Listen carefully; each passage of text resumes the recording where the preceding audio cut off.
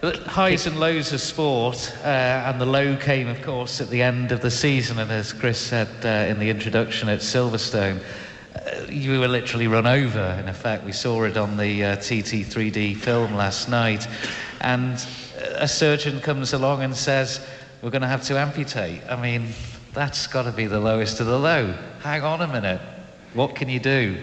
Yeah, to be honest, he picked the wrong guy to see, because ended up dragging him over the bed by his cuffs and getting hold of him by his throat and telling him there's absolutely no chance he's taking my leg off and he better get the f*** out of this room and find somebody.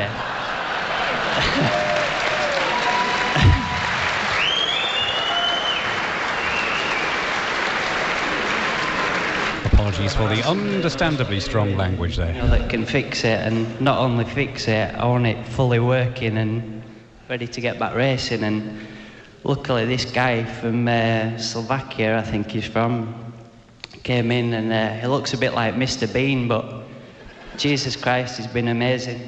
You know, 15 operations down the line, and we've got a leg there that's pretty good.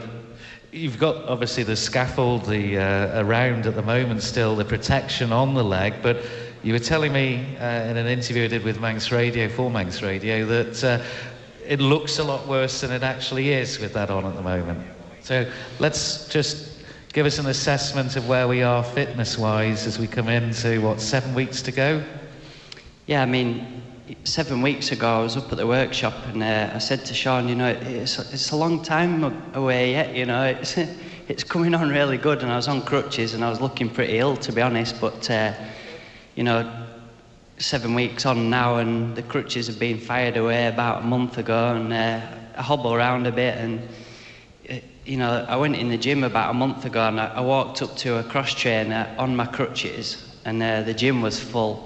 And I'd never been on the cross train, and I thought, I'm sure I can get on this thing now. And it was a bit like, I'm going to look a right knob if I get on this thing and have to get straight back off it.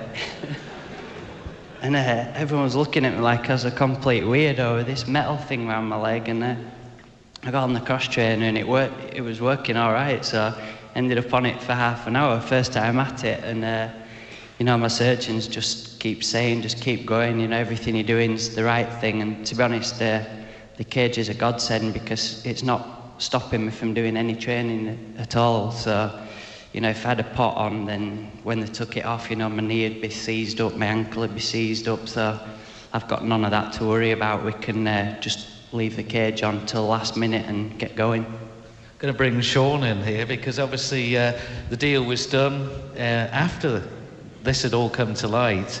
So you must have had great faith. We all know he's a fantastic rider around the roads, but you must have had faith in his recovery rate, and it was a 2-year deal as well that was signed. Yeah, it was, to be honest with you, we'd started talking probably just after the last round of the BSB, and I knew how serious the injury was. It just goes to show you do 5 race wins at the TT, record breaking, and then the start of a first lap of a short superbike, like a super sport race, you can almost end his career in one hit there, and it was serious. It really was serious. But yeah, we started talking early, and we knew we wanted to work on something long term. It wasn't just let's go back to TT and do it for 1 year. I already knew at that point we had a deal in the making with Yamaha. They wanted to come back to the TT.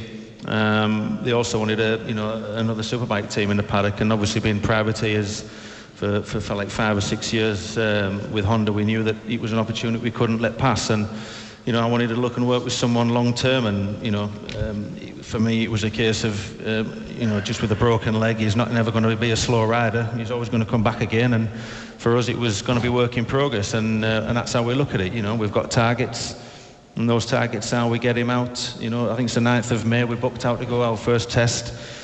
Straight to Croft, Northwest, then the TT, and that's what we're pushing for. And I've got every faith in the lad.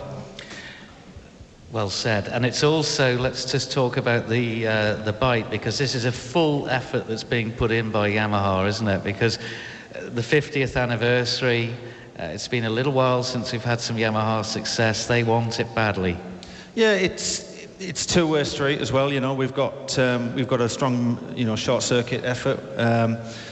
you know, I've never hidden the fact that, you know, it's been many years since we've had, you know, real BSB winners winning Isle of Man TT races like Jim Moody, Hislop, Fogarty. You know, I've always said it. You know, if I can get Ian on the Superbike next year and get him right this year and get him on the British Superbikes next year and bring you back here again, then that's the target we're aiming for. You know, I've got two really strong short circuit riders in Tommy and Michael. You know, and I've got every faith that, you know, when Ian gets back to full fitness, we'll get him on that Superbike and, you know, he'll get his chance. And Yamaha put a great effort into us. You know, it's been well publicised. These bikes are, you know, they literally are James and Cal's bike from last year, and you know, we've kind of put our own touch to them to kind of make them short circuit, you know, UK specialist bikes really. And in one respect, they haven't got really tall motors on them, and you know, we've got three bikes there, two for the short circuit guys and one for Ian, and you know, the sooner we get him on it, the better.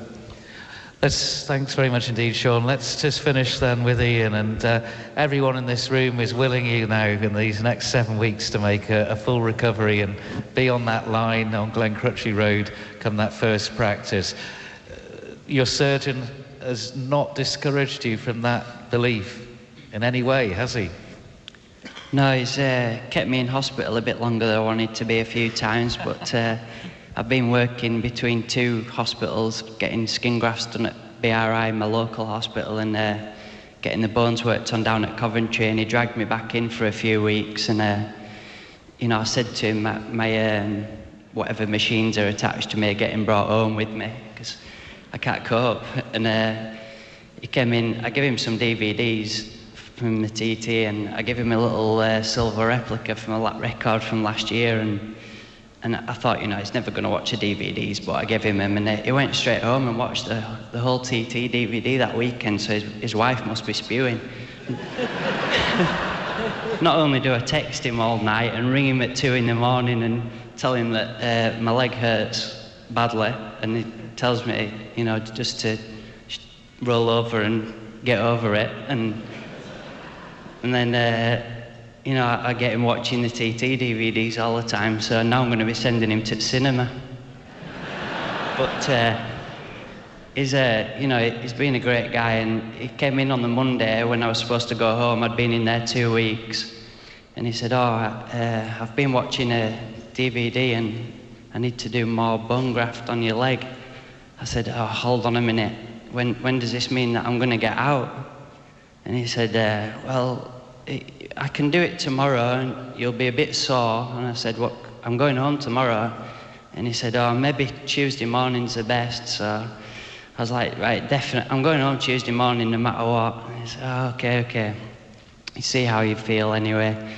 He said to me, he's been watching the TT DVD. So I said, you know, it's not the TT that I'm doing in April. I won't be doing any jumps or anything at Brands Hatch or going down Braille and stuff. And he was like, no, I need to do this just to make sure for myself. And, you know, he's done loads of extra operations, to be honest, just to make sure we're right for racing. And anyway, I went home on the Tuesday and I was laid in bed crying my eyes out Tuesday night, ringing him, my legs, and kill him.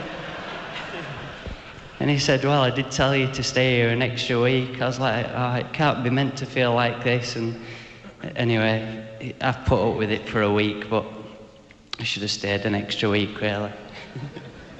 Ladies and gentlemen, we've got, of course, with the Yamaha efforts, team manager Sean Muir, and, of course, the 8-time TT winner, 5 of them last year in an incredible achievement. Let's show him how much we want him to be on that grid and on that start line for TT 2011. Ian Hutchinsonn.